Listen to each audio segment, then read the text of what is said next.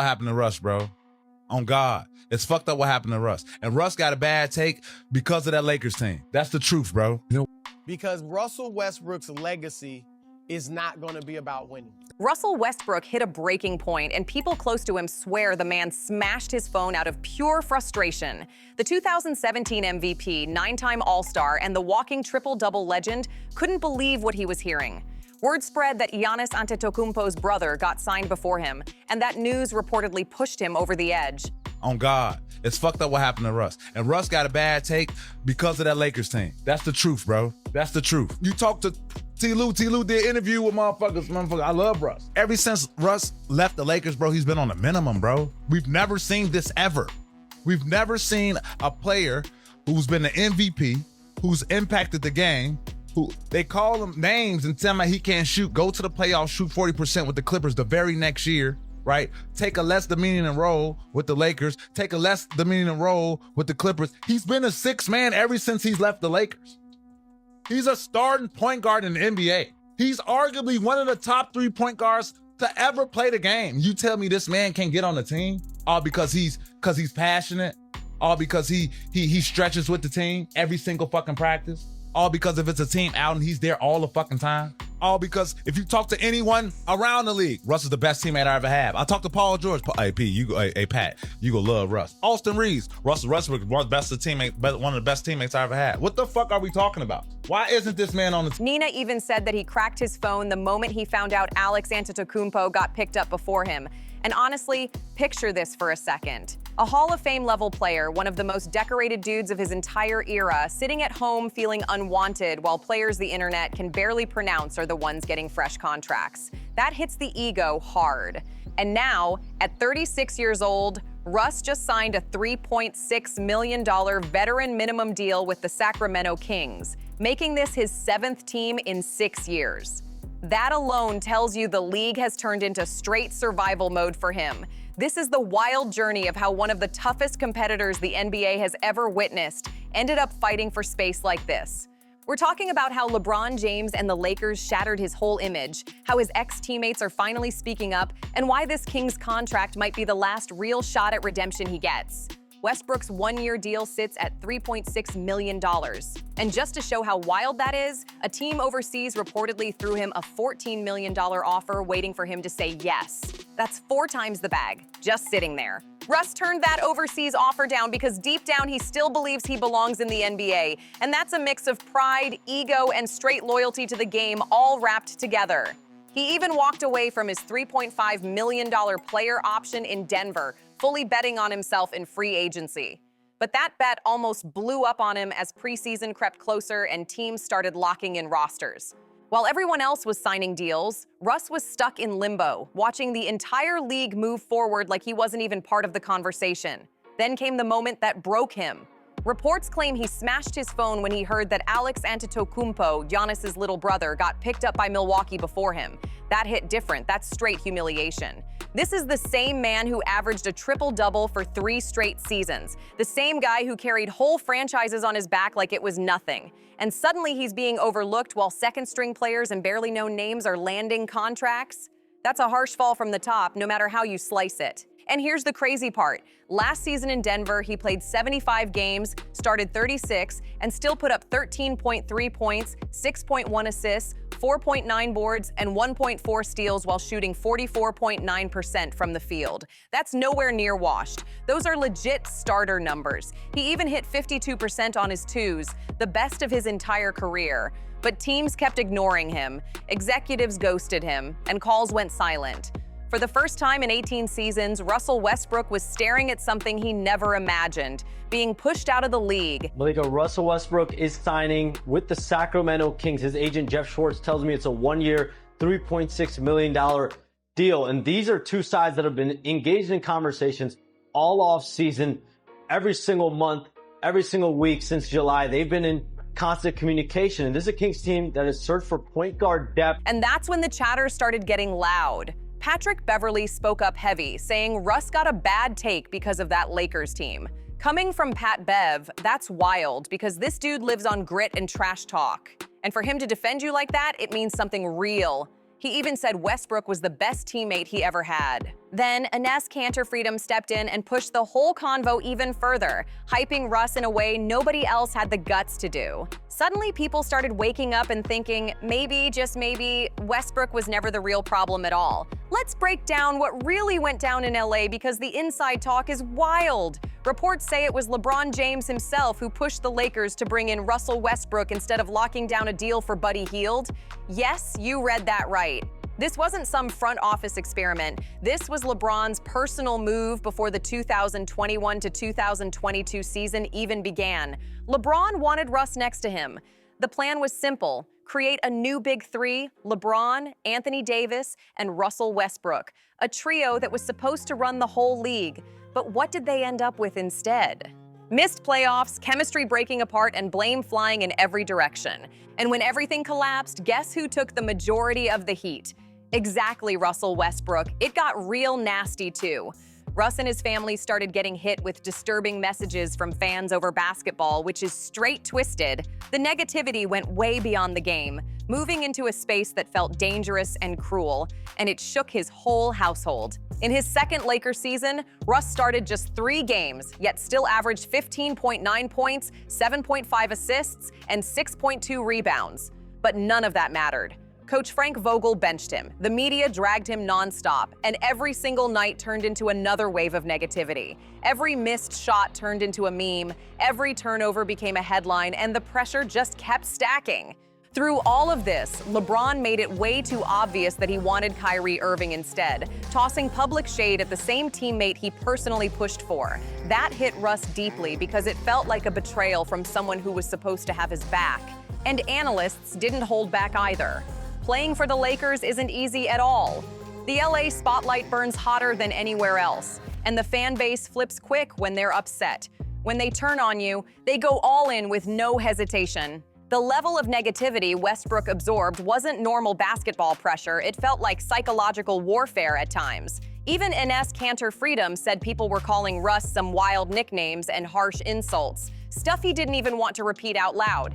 It showed just how far things went and how heavy that environment became for Russ and his family.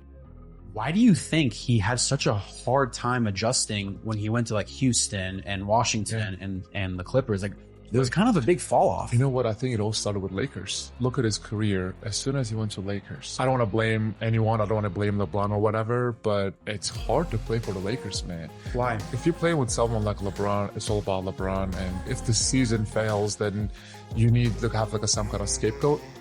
I think that year they picked Russell Westbrook as a scapegoat. Then after that, I mean, look at his career. I do think that, right now it was his 18th year, and this guy, unfortunately, can't even find a team to play right now. It's tough. So you're saying like becoming the scapegoat like got to him mentally and like that affected his game? Yeah, I think so. You know, because that people were just calling some very hard names and some nicknames. I don't even want to repeat it. I feel bad because he got a lot of kids, and I watched one of his interviews because he said, now my kids going to school and they called his kids are like some of the nicknames that the fans used to say, whatever.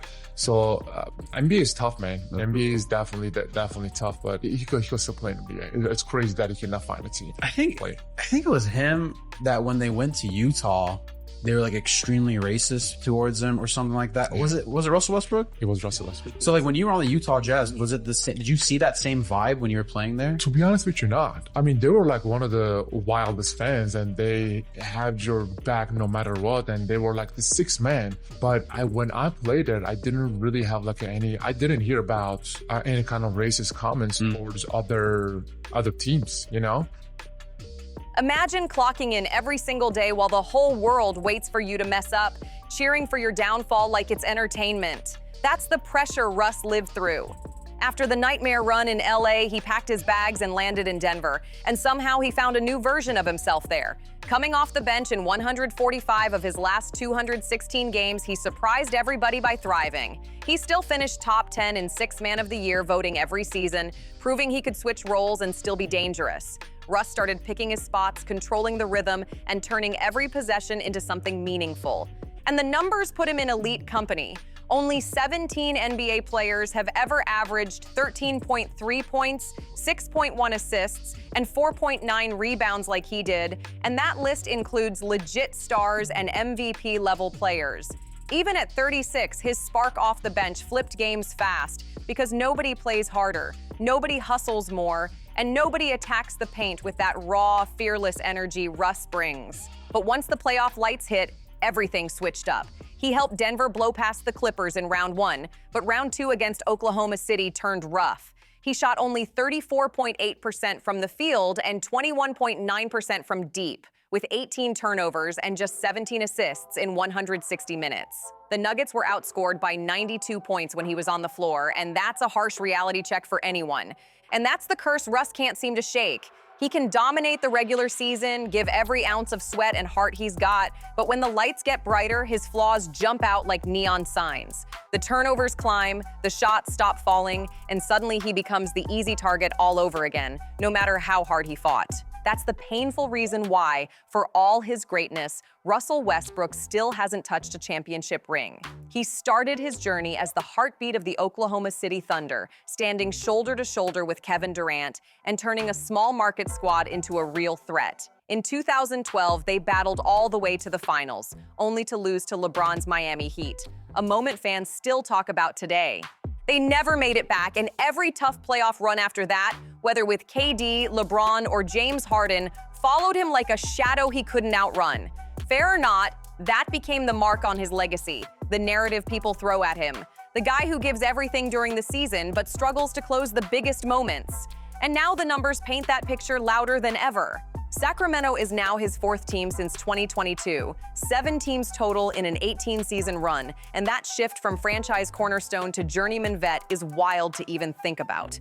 So what exactly did Russ walk into with the Kings? Straight chaos, real chaos. The Kings bench rotation is now stacked with Russell Westbrook, Malik Monk, and Doug McDermott, all backing up a starting lineup of Dennis Schroeder, Zach LaVine, Domantas Sabonis, DeMar DeRozan, and Keon Ellis.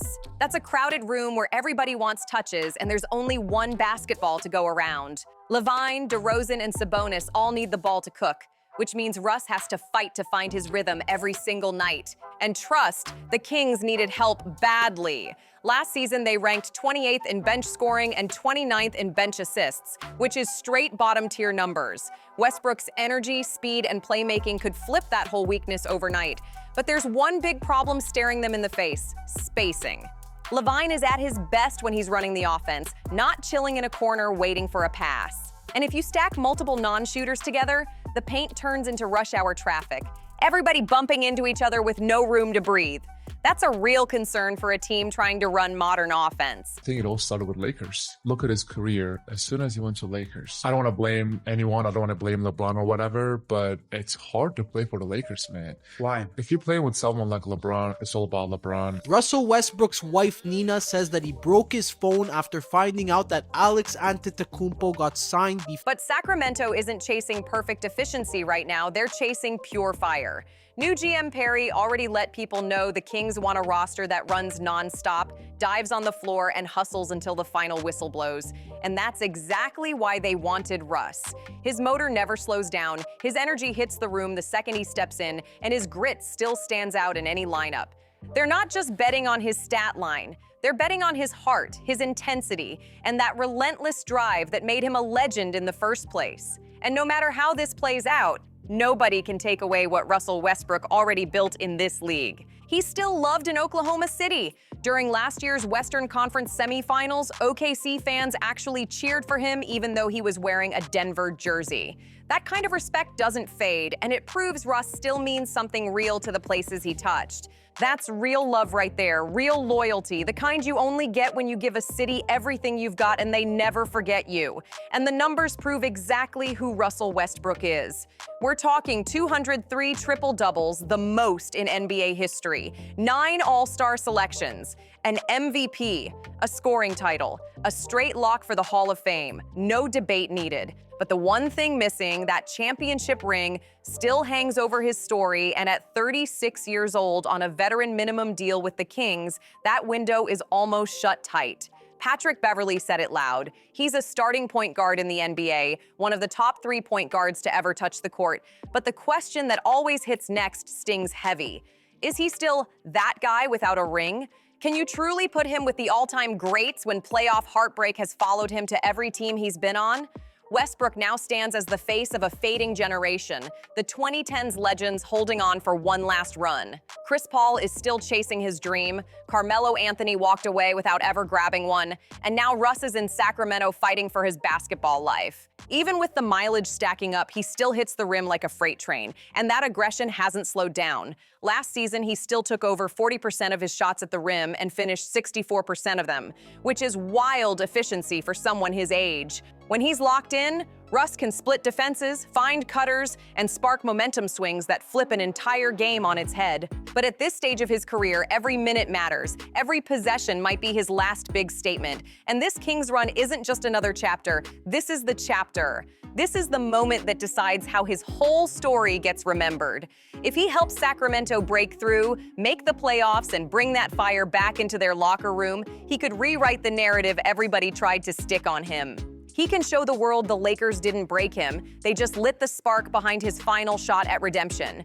But let's keep it real. The pressure on him right now is heavier than ever. If the Kings crash and burn, that's it. Everything flips instantly. This whole move becomes another failed experiment, another what if, stacked on top of a career already packed with twists and heartbreak. The story shifts from redemption talk to a warning about how fast the NBA can turn its back on its own legends. Kings fans are stressed because they truly thought the dark days were behind them. They traded away De'Aaron Fox, reshuffled the whole deck, and prayed these new pieces would spark something fresh. Instead, they ended up with Russell Westbrook, the league's ultimate Hail Mary, the one player nobody else picked up, taking the smallest deal just to show he's still got juice left. And now the fan base is split right down the middle. Some folks see a fighter, a veteran with real spirit who can breathe life into this squad again. Others see pure chaos waiting to explode, a gamble that doesn't fix the real issues. And the wildest part is this. This might be the last time we ever see Russell Westbrook in an NBA uniform, and that makes every game feel like a countdown. So make sure you hit that like button, smash that subscribe, and stay locked in because we're following every twist and turn of this wild story all season long. Drop your thoughts in the comments. Can Russ help the Kings make the playoffs? Or are we watching the final chapter of a legend unfold right in front of us? See you on the next one.